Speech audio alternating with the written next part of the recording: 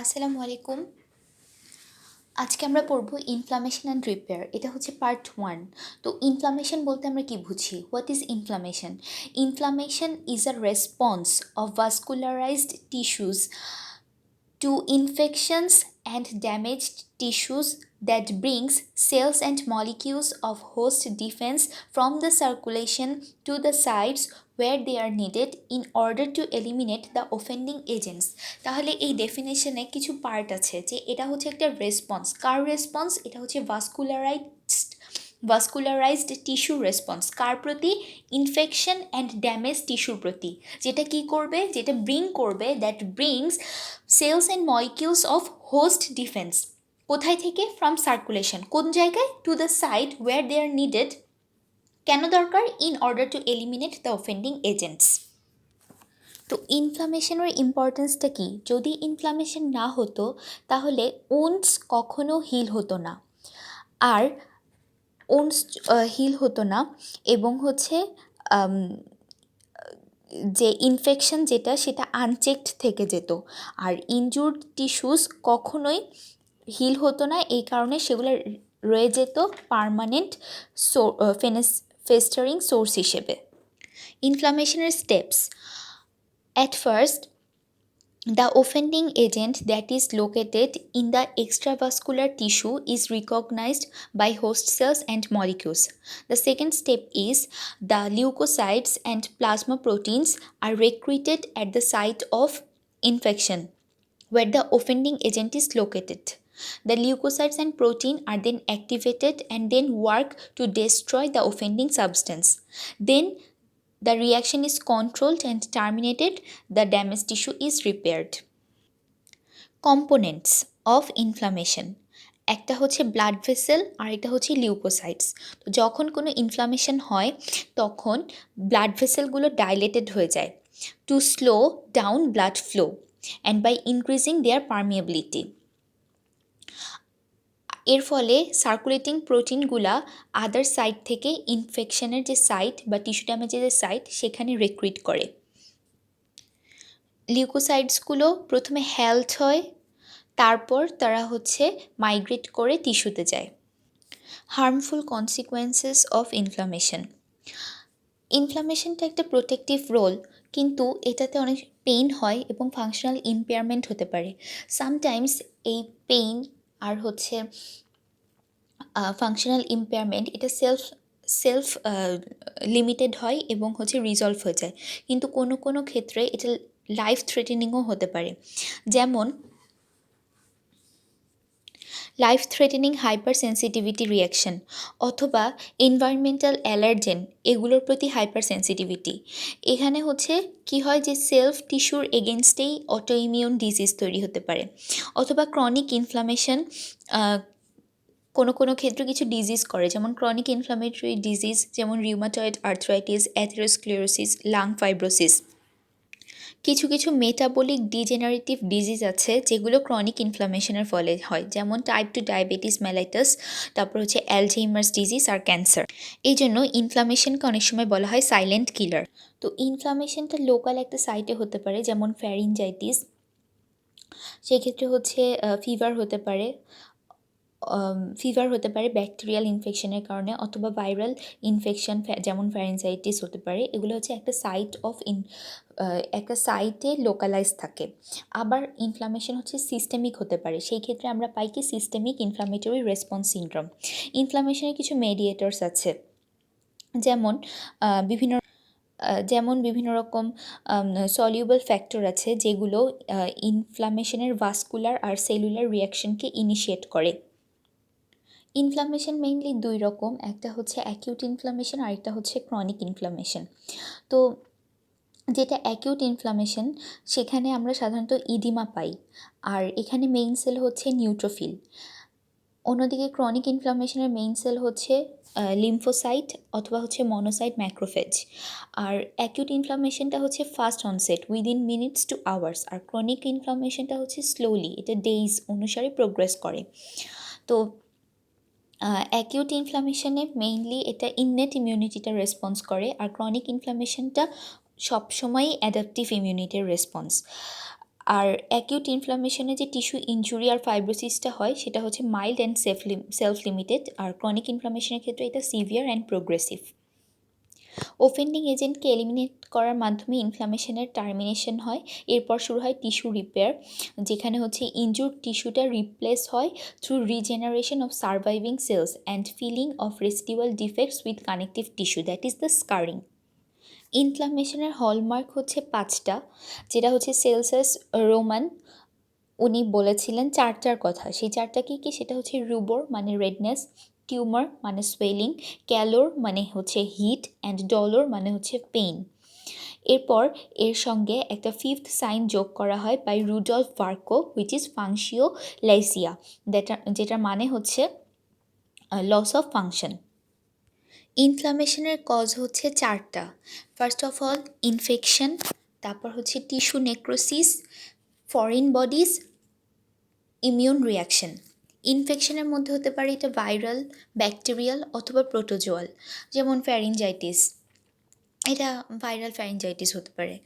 আবার tissue necrosis, এটার কারণ হচ্ছে মেইনলি ইস্কেমিয়া, যেমন মায়োকার্ডিয়াল ইনফার্কশন অথবা ট্রমা, রোড ট্রাফিক অ্যাক্সিডেন্ট বা ফিজিক্যাল আর কেমিক্যাল ইনজুরি, যেমন frostbite bite, burn, irradiation etcetera. Foreign বডিজটা এটা হতে পারে এন্ডোজেনাস অথবা হতে পারে এক্সোজেনাস। এক্সোজেনাস কেমন? যেমন স্প্লিন্টার্স, ডার্ট, সুচার্স এক্সেট্রা।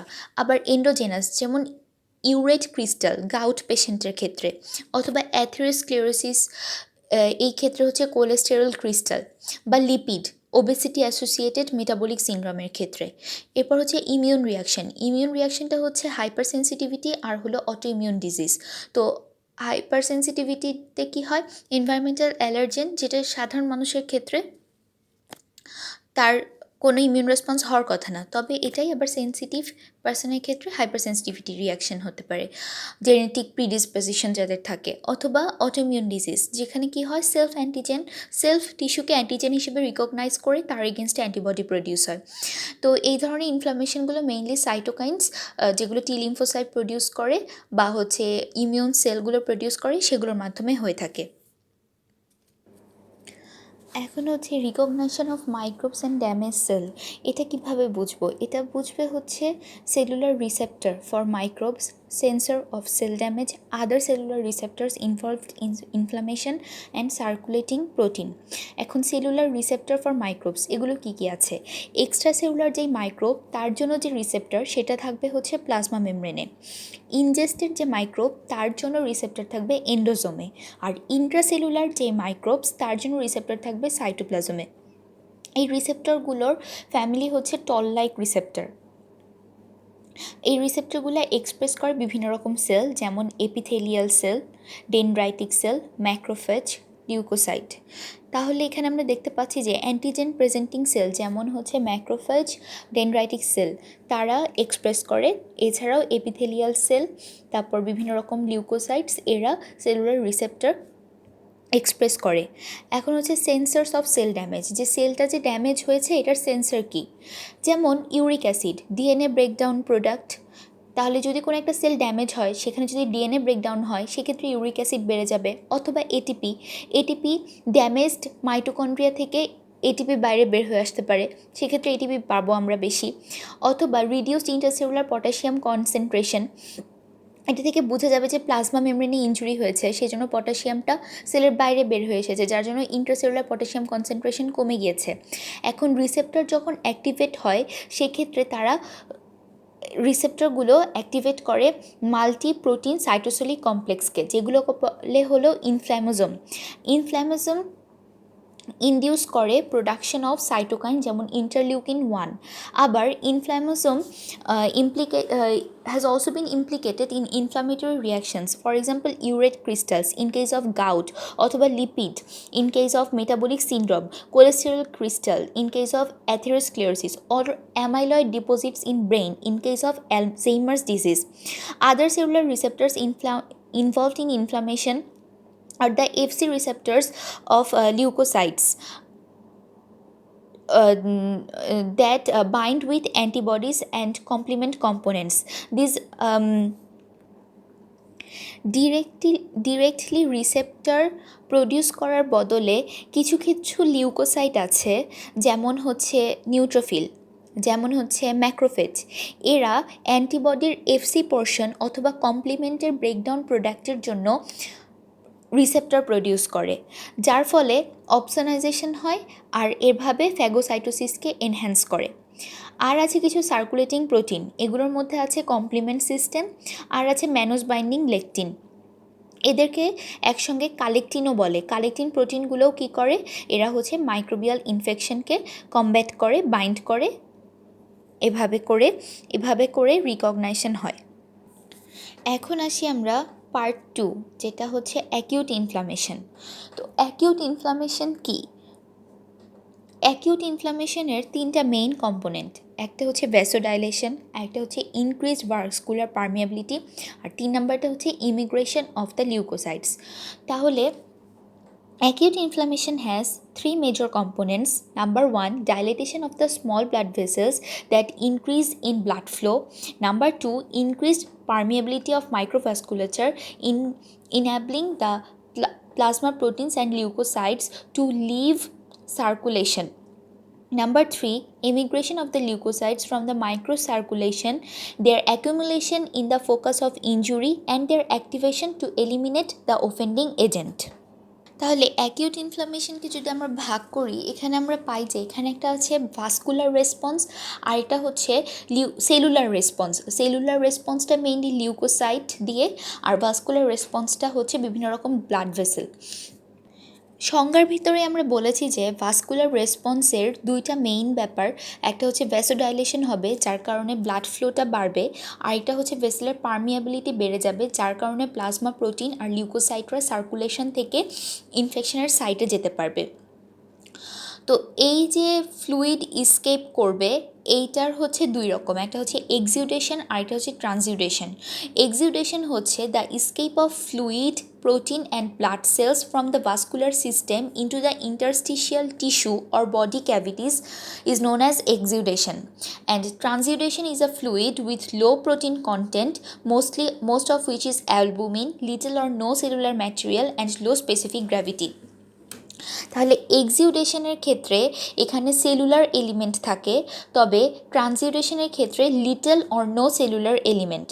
এক্সিউডেটটা হচ্ছে রিচ ইন প্রোটিন, ট্রান্সিউডেটটা হচ্ছে low in protein content, and the protein content is mainly albumin. এক্সিউডেটের যে স্পেসিফিক গ্র্যাভিটি সেটা হচ্ছে হাই, আর কম্পারেটিভলি ট্রান্সিউডেটের স্পেসিফিক গ্র্যাভিটি হচ্ছে লো। এক্সিউডেটটা সাধারণত increase in vascular permeability of small vessels that is triggered by some sort of tissue injury and an ongoing inflammatory reaction. আর ট্রান্সিউডেটটা মূলত হয় হাইড্রোস্ট্যাটিক প্রেশারের ইমব্যালেন্সের কারণে। যখন ভেসেলের ওয়ালে হাইড্রোস্ট্যাটিক প্রেশার আর অসমোটিক প্রেশারের একটা ইমব্যালেন্স হয়, তখন হাইড্রোস্ট্যাটিক প্রেশারটা বেশি থাকলে আর অসমোটিক প্রেশারটা কম থাকলে তখন ভাস্কুলার পারমিয়াবিলিটি ইনক্রিজ করে, আর হাইড্রোস্ট্যাটিক প্রেশার বেশি থাকার কারণে ফ্লুইডটা লিকেজ হয়। এটা হচ্ছে ট্রান্সিউডেটিভ ফ্লুইড। এখন হচ্ছে what is oedema? Oedema denotes to the excess of fluid in the interstitial tissue or serous cavities. It can be either exuded or a transuded. তো ইডিমার সংজ্ঞাটার ভিতরে এখানে কিন্তু ইন্টারস্টিশিয়াল টিস্যু এবং সেরাস ক্যাভিটি 2টা জায়গায় আছে।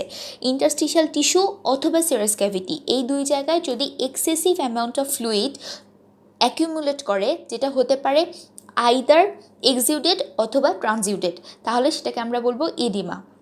আর পাজ হচ্ছে একটা পুরুলেন্ট এক্সিউডেট, যেটা that is composed of inflammatory exudate rich in leukocytes, that is the dead neutrophils and mostly dead cells and in many cases microbes.